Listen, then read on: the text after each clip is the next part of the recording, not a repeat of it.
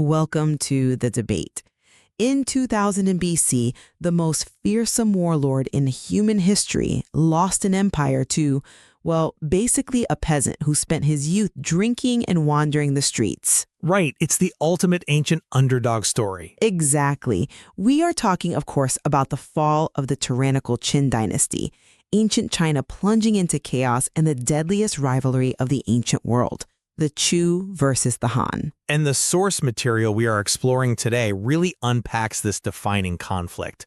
You have Xiang Yu, the aristocratic warrior of Chu, whose raw power could supposedly move mountains. And on the other side, you have Liu Bang.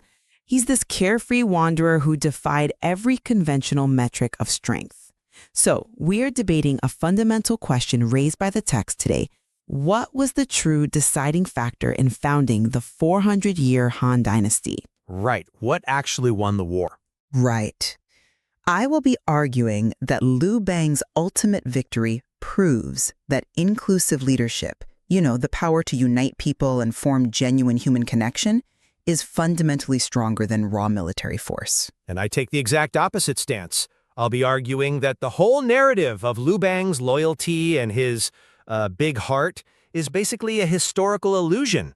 His victory was secured entirely by the cold, pragmatic, ruthless military genius of General Han Xin. A genius who Liu Bang empowered, though. A weapon that Liu Bang simply used to acquire power and then violently discarded. Well, to really understand this conflict, we have to look at the psychology of how these two men operated. Liu Bang's unique strength was human connection.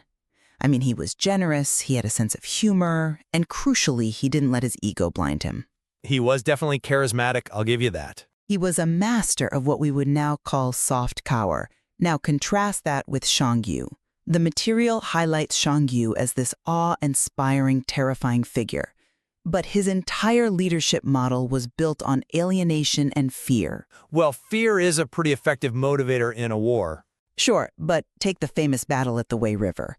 Xiang Yu orders his men to burn every single boat after they cross. He smashes their cooking pots. Right, the ultimate point of no return. Exactly. He forces them into a corner, roaring that they will conquer here or they will die. And it worked brilliantly. The text explicitly notes that his army swept everything before them like bamboo splitting under immense pressure. In the short term, yes, it worked. It created a crushing, desperate momentum. But relying purely on desperation is just an unsustainable way to build an empire. You cannot build a 400-year dynasty on a foundation of constant adrenaline and fear. So you're saying Liu Bang won by just being nicer? I'm saying Liu Bang's big heart wasn't just him being a nice guy. It was a highly sophisticated tool for coalition building. He created a psychological safe haven. He attracted the greatest minds to his side because he offered them a system where they could actually thrive without constantly fearing for their lives. I think you are painting a very romanticized picture of Liu Bang here. How so? He built an administration that could govern a fractured world, whereas Xiang Yu could only terrorize it. Because you were completely downplaying the brutal reality of the landscape at the time. Liu Bang's inclusive leadership was getting him absolutely nowhere against Xiang Yu's military machine. He was losing badly. His coalition was crumbling. He had setbacks, yes. The only reason the tide turned was a singular, desperate, highly pragmatic calculation. Liu Bang promoted Han Xin to Supreme General. We cannot analyze this era without understanding the psychology of Han Xin.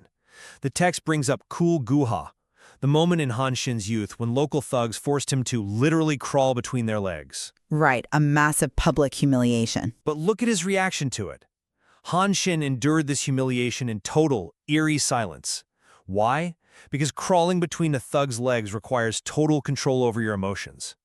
Han Xin knew he possessed a genius destined for war, and he completely refused to throw his life away on a petty street fight. So he swallowed his pride. He was the sharpest sword in the land precisely because his mind was entirely divorced from emotion. It was focused purely on objective reality. Without Han Xin taking command and imposing his incredibly strict military discipline, Liu Bang's generosity would have just resulted in his army getting slaughtered. Han Xin was the engine. Liu Bang was just riding in the passenger seat. Okay, I have to push back on the idea that Liu Bang was just a passenger. Han Xin's discipline inside the military camp only worked because of the psychological game Liu Bang was playing outside the camp. You mean the stalling tactics? Let's look at the mamandi, the slow strategy. Xiang Yu was a battlefield legend who craved the momentum of a direct head-on collision.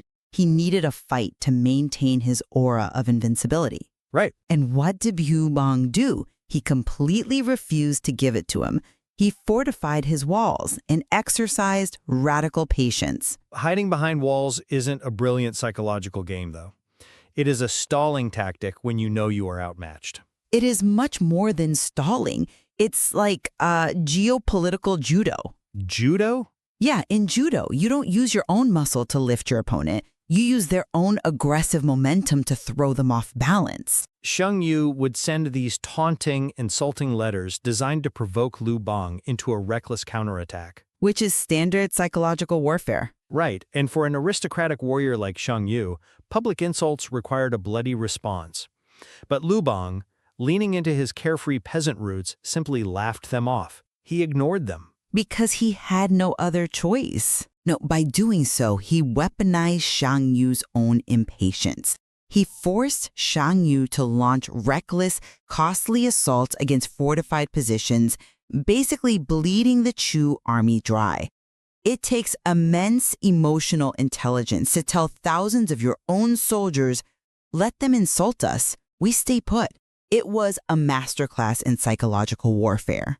You can play judo all you want, but judo only works if you have actual muscle underneath your uniform. Which he did. The Manmandi strategy only functioned for one very specific reason. Behind those strong walls, Han Xin was busy working. He was transforming Liu Bang's disorganized mob into a terrifying, highly disciplined war machine. I'm not denying Han Xin's role in the military. But yes, Xiang Yu was outside getting angry and making tactical errors. But if Han Xin had not been inside those walls, actively drilling troops, organizing supply chains, and building real military infrastructure, those walls would eventually shattered under Xiang Yu's fury. Liu Bang wasn't winning the war with patience, he was just buying the necessary time for his general to forge the real weapon. Okay, I can see that Han Xin was the real weapon in a tactical sense. He was a once-in-a-generation military genius. But who managed the genius? Well, This brings us to the famous Taikon conversation, the principle of the more the better. It perfectly captures the dynamic you are trying to dismiss. Liu Bang and Han Xin are drinking wine, and Liu Bang asks, "How many troops can you command?" right. And Han Xin tells him, "You, my lord, could handle about 10,000, but for me, the more the better." Which is an incredibly arrogant thing to say to your sovereign. Exactly. At first, Liu Bang is offended. He says, "If I can only manage 10,000 and you can manage an infinite number, why are you sitting here serving me?" It's a very fair question. And Han Xin's answer reveals the entire structural secret of the Han Dynasty. He smiles and says, "Because, my lord, you attract the wise and talented. That is why men follow you." Even the great Han Xin admits it. I think you are misinterpreting. This proves my thesis. Liu Bang practices a higher order form of leadership. He understands that he does not need to know how to manage the foot soldiers because his unique talent is managing the generals. He builds genuine loyalty through trust and delegation, whereas Xiang Yu alienates everyone by demanding total, fearful obedience. I think it is highly dangerous to mistake Han Xin's personal tragedy for a brilliant system of loyalty designed by Liu Bang. How is it a tragedy? Let's analyze the critical turning point of the war, the moment known as divide land or die. Han Xin has conquered the entire north. He is completely unstoppable.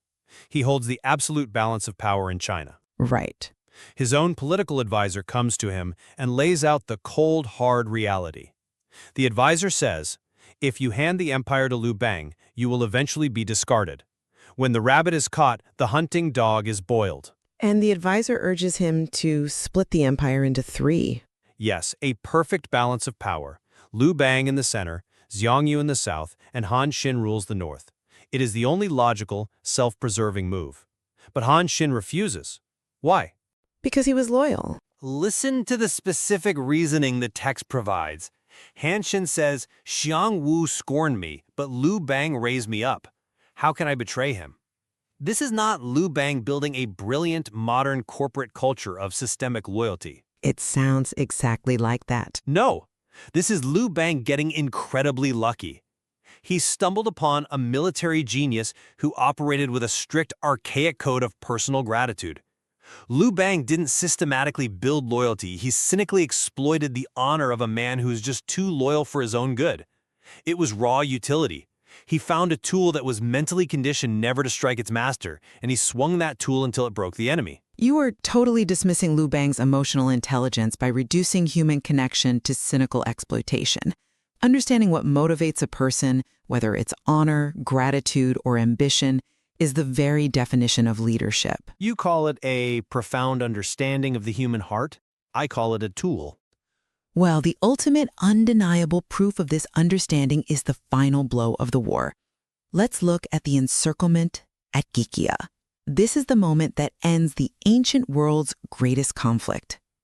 Han Xin's forces have completely surrounded Xiang Yu. Right. The Chu army is trapped, but they are the unbreakable army. They are cornered tigers. If you assault them directly, the casualties will be catastrophic. So, how does the Han faction break them? Through psychological warfare. Yes, the four sides, two song strategy. But look at the sheer emotional sophistication here. The Han forces do not attack with swords. They persuade captive Chu soldiers and merchants to sing the mournful, traditional folk songs of their homeland. They broadcast this music across the dark battlefield. Every single night, they bypass the soldiers' armor and target their deeply buried memories of their mothers, their families, their farms. The Chu soldiers are already hungry and exhausted, but hearing those songs is the breaking point. It shatters their spirit. Desertion spread like a virus. Because it broke their will to fight. Exactly. Xiang Yu tries to use his classic method, harsh, terrifying punishments to keep his men in line, but the fear of death is suddenly overpowered by the longing for home. Xiang Yu's invincible army crumbles from the inside out. The Han faction literally defeated an unbreakable army with applied empathy. They understood what those soldiers cared about most, and they used that emotional truth to peacefully dismantle the enemy. Empathy? That is an incredibly soft, almost naive word for a devastatingly brutal tactic. How is it naive? They avoided a slaughter. That was not empathy. That was a weaponized psychological operation designed to mentally break starving men. They didn't sing those songs to comfort the Chu soldiers. They sang them to destroy their will to live, to signal to them that their homeland had already fallen and that their entire cause was a lie. It is a bloodless victory, though. It is information warfare in its purest form, and if you truly want to talk about the human heart and emotional truth, we cannot stop at the battlefield. We have to look at the immediate aftermath. We have to look at how these two contrasting leaders handle the end of the story. You mean the fall of the Hegemon King? Exactly. Facing absolute total defeat, look at what Xiang Yu does. He turns to his beloved consort Yu. He tells her to cross the river and live. She refuses, saying she wants to die with him. She performs one last sword dance and takes her own life. It is a famously tragic moment. And Xiang Yu is utterly heartbroken. He charges into the Han lines one last time in a state of pure grief and rage. When he finally reaches the Wu River, a local boatman begs him to cross. He tells him to return to his homeland, rebuild his strength, and fight another day. It is the logical, strategic move. But Xiang Yu refuses to cross. He refuses. He looks at the river and says, "I led the young men of Chu across this river, promising their mothers victory. How can I face those mothers in defeat?" He fights a final furious stand and then turns his sword on himself. For all his flaws, for all his terror, he dies an intensely honorable, human, tragic death. Now, let us compare that to the man with the big heart. Liu Bang successfully unifies a continent. He unifies the continent, yes. And what is his very first major act in peacetime? The ink on the new imperial decrees is barely dry. Liu Bang summons Han Xin, the genius who won him the world, the man whose personal honor prevented him from rebelling when he had the chance. Right. He summons him alone, and he executes him. He slaughters him. Why? Because Han Xin is too talented, his reputation is too formidable, and his utility has expired. This is the chilling historical truth of the material. Han Xin's advisor was absolutely right. When the rabbit is caught, the hunting dog is boiled. It was a harsh political reality. This proves without a shadow of a doubt that Liu Bang's entire empire was built on a foundation of cold, calculated utility. It was not built on a generous heart or inclusive leadership. History is not a fairy tale about the nice guy finishing first. Power devours the very people who make it. Look, I will not deny the horror of Han Xin's end.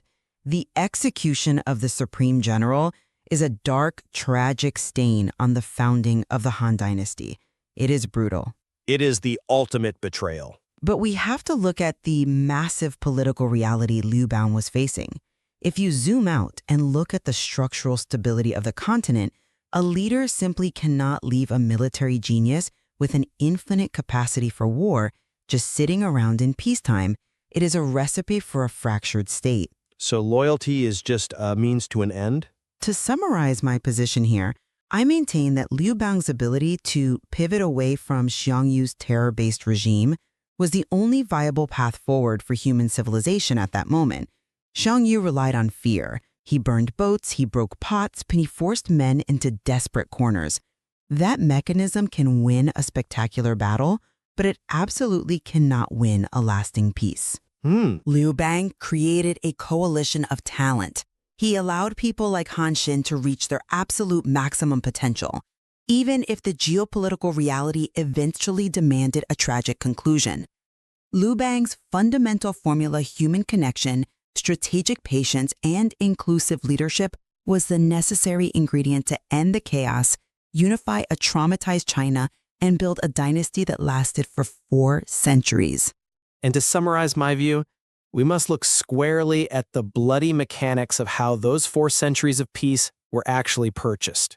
They were bought with the strategy, the discipline, and the ultimate betrayal of Han Xin. The text we are analyzing shatters the comfortable illusion that Liu Bang's loyalty was a moral virtue. It is a tough reality to accept. It was a tool. Xiang Yu was a man who could supposedly move mountains, but he fell because he lacked political grace and adaptability. Liu Bang lacked physical strength and traditional nobility, but he possessed the ruthless pragmatism required to use a genius as a weapon, and then toss that weapon into the fire the moment the war was won. It proves that behind every smiling, generous, inclusive leader, there's very often a cold, calculating machine built on sheer utility. It is deeply tragic on both sides of the river, really. You have the aristocratic hero who could move mountains, falling because his pride prevented him from bending. And you have the brilliant outcast who won the world, losing his life to the very power structure he dedicated his life to building. It is an unforgiving, unsentimental look at the actual mechanics of power. The source text does not offer us an easy moral victory. It only gives us the complex, often devastating realities of what it takes to forge an empire out of chaos. And that brings us back to where we started. The sword versus the wine cup. The illusion of clean, simple power versus the messy, psychological reality of leadership. We leave it to you, the listener, to decide for yourself. Which force truly moves the needle of history? Is it the power to unite people's hearts and build a coalition? Or is it the willingness to use and ruthlessly discard the sharpest swords in the land? There is certainly so much more depth to explore in this ancient rivalry. Keep questioning the historical narratives you think you know.